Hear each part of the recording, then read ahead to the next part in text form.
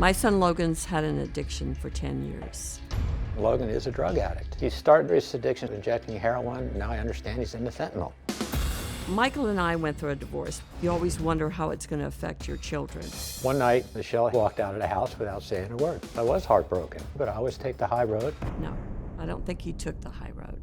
He was telling my youngest son, Mom was leaving us.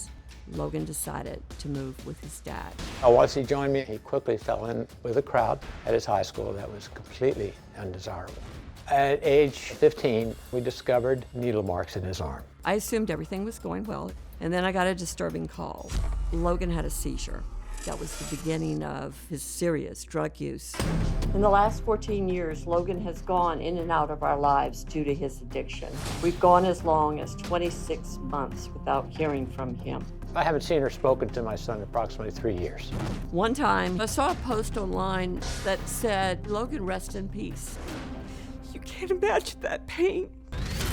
I find out this isn't true. Somebody's just played a mean joke. Logan's probably been in the hospital for drugs at least 8 times.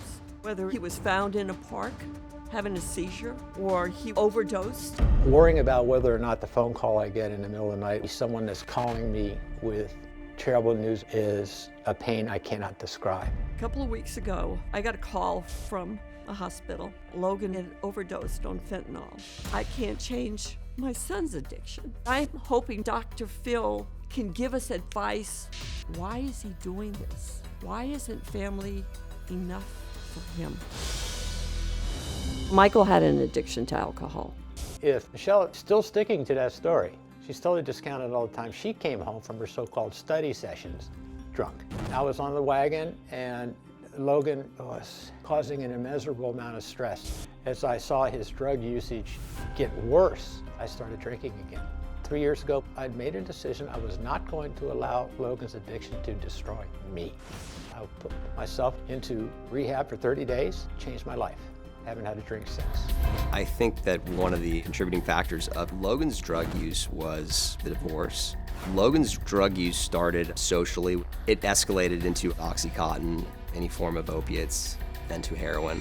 Logan started to appear more withdrawn, slurred speech. His physical appearance started to change. During this time in high school, he began having seizures. We had suspicions that the seizures were due to the drug use. Logan had a lot of behavioral issues. At one point, he ran a car through a building, potentially high.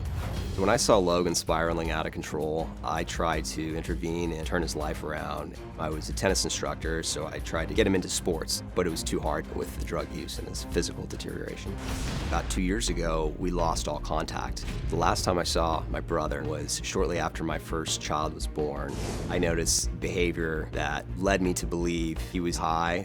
He had chipped teeth, a scab on his face due to rough living on the streets.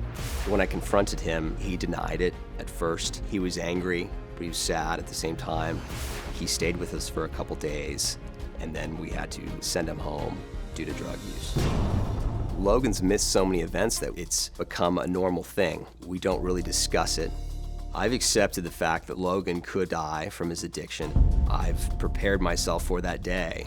I've been lucky enough to meet Dr. Phil and play tennis with him. Dr. Phil graciously offered to help in any way if I ever needed it. So now I'm asking for that help.